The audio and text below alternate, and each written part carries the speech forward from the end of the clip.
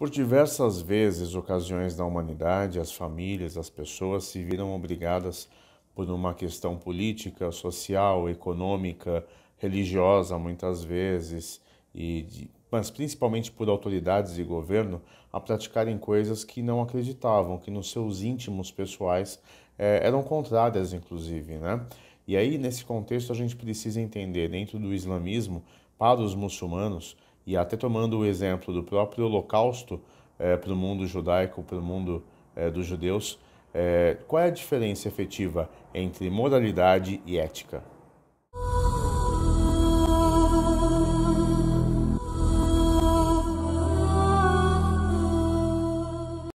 Bismillahirrahmanirrahim, al-salatu wa-salam ala nabiyya Muhammad wa ala alihi wa sahbihi ajma'in.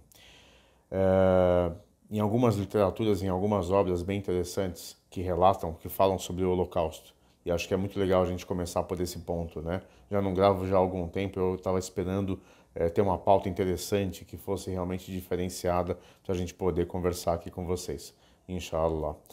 Mas em algumas obras que falam sobre o Holocausto, sobre a Segunda Guerra Mundial e tudo que aconteceu de ruim, né? Péssimo, inclusive, para as pessoas, para o ser humano naquela ocasião, como um todo, a gente se perguntar como era a postura de uma família, por exemplo, alemã, né? Muitas famílias alemãs, inclusive, não podiam dar refúgio a jovens, a crianças, ou até idosos, né? Que fossem poloneses ali, ou judeus, enfim, que tivessem ali sendo as principais vítimas do horror que aconteceu na Segunda Guerra.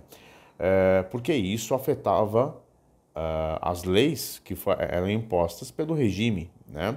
E isso certamente era uma condição moral. Então a família tinha que ter a moral de entregar uma pessoa que estava sendo perseguida, enfim, por N fatores, às autoridades. E aí essa pessoa ia sofrer as consequências, que infelizmente todos sabem quais eram, né? Infelizmente. Mas a gente sabe que muitas famílias alemãs, inclusive, iam contra isso, né, em alguns momentos, e davam refúgio e davam recursos de fuga para muitas pessoas, para muitos judeus, crianças ou até pessoas de mais idade, para que elas pudessem se salvar, enfim, principalmente com crianças. Isso aconteceu com um certo volume, vários documentos comprovam isso tudo. Ou seja, a família ela agia contra a moralidade da lei que era imposta pelo regime nazista, mas ela respeitava ou acatava o seu espírito ético, a sua ética, no quesito de que eu preciso preservar a vida daquela pessoa, daquele jovem, daquele cidadão, enfim, que estava ali sofrendo sendo vítima daquela atrocidade. Então, esse é o ponto crucial, né? E não é diferente disso no islamismo. O islamismo, em várias narrativas dentro da religião, nós temos a moralidade sendo regrada por uma condição da religião. O que não é ruim, porque nada que foi imposto pelas três, pelo menos, né, pelas três religiões monoteístas, né, no mundo, o judaísmo, o cristianismo e o islamismo, são ruins para o ser humano. Longe disso, são regras que conduzem ao ser humano a obter um sucesso enquanto sociedade nesta vida e na outra vida também, na vida eterna. Mas a gente precisa pensar que em várias narrativas, Deus, o Altíssimo, e até o profeta Muhammad sallallahu alaihi wasallam demonstram que existe um livre-arbítrio, existe um coágulo, algo em nossos corações, inclusive é relatado em alguns trechos, de que isso nos guia à maldade ou à bondade, o que seria entendido como um bom senso ou algo próximo de uma ética. Os filósofos aí podem falar bastante a respeito disso tudo, mas a gente precisa pensar que, isso já foi dito em outros vídeos, mas a gente precisa pensar que Deus, o Altíssimo, Allah subhanahu wa ta'ala, colocou para nós, deu exemplos, né, de 99 atributos dele mesmo, em que ele não possui o atributo, mas sim ele é o próprio atributo. Então, quando nós temos um ato de bondade, agimos pela nossa ética ou regrados pela nossa moral religiosa, aquilo nos conduz a uma prática de alguma coisa boa que foi entregue por Allah subhanahu wa ta'ala, por Deus, para que nós pudéssemos beneficiar alguém, sermos apenas um instrumento de alguma coisa boa que está sendo praticada para alguém, para gerar benefício para nós mesmos e para as pessoas que estão próximas de nós. Então, quando a gente menciona os nomes de Allah, Ar-Rahman, Ar-Rahim, Al-Malik, Al-Qudus, Al-Salam, Al-Mumin, Al-Muhaymin, Al-Aziz, Al-Jabbar, Al-Mutaqabir, todos esses atributos que eu vou colocar aqui na descrição desse vídeo, para que as pessoas consigam entender, inclusive, o seu significado ou algo próximo disso, são pontos, né, que Allah subhanahu wa ta'ala, Deus, nos empresta um pouco, não que seja limitado isso nele, jamais não é limitado, ele não é uma criatura limitada, não existe limite para Allah, para Deus, mas ele toca a sua criatura, nós, com a sua misericórdia, com a sua bondade, com o seu juízo, enfim, e nos possibilita fazer alguma coisa boa, agirmos com misericórdia, agirmos com clemência, agirmos com sabedoria ou com força, né? Al-Qawi, né? Ou seja, Allah subhanahu wa ta'ala se coloca como ele é poderoso, né? Então, a força que a gente entende, puxa, a força física, ou a força mental, ou essas qualificações que o ser humano consegue atingir pelo seu esforço, pela sua dedicação, mas a princípio, pela sua nia, pela sua intenção, eles são atos que, se intencionados da maneira correta, que eu não possuo aquilo, né? Ele não é meu, essa misericórdia, ou essa força, ou essa inteligência, mas é algo divino que me foi concedido para que eu possa praticar o bem. Esse é o melhor caminho, esse é a melhor atribuição. Então, seja pela ética de entendermos que o bom senso de algo bom ou ruim, e a gente sabe que o bom senso ele existe, as pessoas sabem disso, né?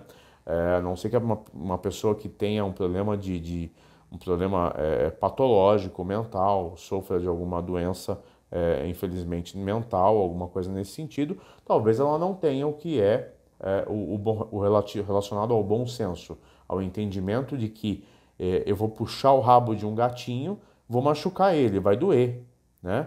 E a gente tem na internet existem vários exemplos disso. Outro dia eu vi o de um bebezinho pequeno, devia ter menos de 2 anos, 1 aninho e pouco, ele foi lá e deu uma puxada na pata de um gatinho. E aí o gato, na hora, o reflexo do gato foi dar uma patada no rosto da criança. Fiquei até preocupado por causa da unha do gato, mas enfim. A criança se surpreendeu com aquela atitude. Na sequência, a atitude da criança de menos de 2 anos foi de fazer um carinho no gato. E o gato não fez nada. Ou seja, existe algo no ser humano, lá dentro do seu coração, que ligue isso à sua inteligência, à sua mente e à sua alma, que está relacionado a esse entendimento do que é ético, do bom senso, do que é certo, do que é errado. A religião, ela entra, a religião islâmica, como o cristianismo e como o judaísmo, ou até mesmo outras doutrinas, tá? Elas entram como a moral religiosa para regrar esse indivíduo e fazer com que as margens de erro de quando ele possa bobear dentro desse conceito do ético, do bom senso, do correto ou do errado, ele consiga se manter mais na Sirat al-Mustaqim, ou seja, no caminho da senda reta, no caminho reto para que tudo na vida dele seja adoração a Allah, ou seja a ibada. A ibada é a adoração, é aquilo que eu faço, tudo que eu faço, não só a oração, mas tudo que eu faço em nome de Deus ou pela minha adoração a Ele. E isso reflete na bondade que eu tenho com as pessoas, ou nos bons exemplos que eu tenho com as pessoas, ou até mesmo na minha firmeza com as pessoas, muitas vezes. Mas é essencial para que a gente possa conseguir evoluir enquanto seres humanos, enquanto pais, maridos, filhos, ou seja, na sociedade, nas nossas famílias, para sucesso nessa vida e na outra. O Holocausto é uma coisa horrível que foi passada. Algumas pessoas negam que ele tenha ocorrido. É um absurdo, enfim. Não sei, essa pessoa ela deve ter tido algum problema de entendimento histórico para poder negar o Holocausto.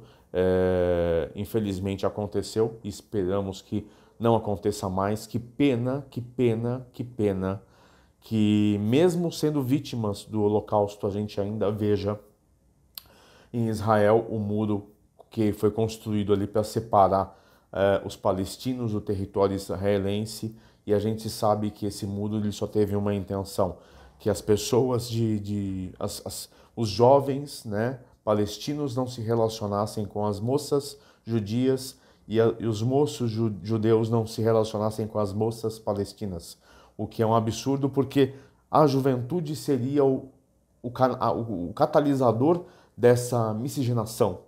E o que está sendo feito, o que é pregado por esse muro e pelas autoridades que colocaram esse muro lá, é que isso para eles é um absurdo.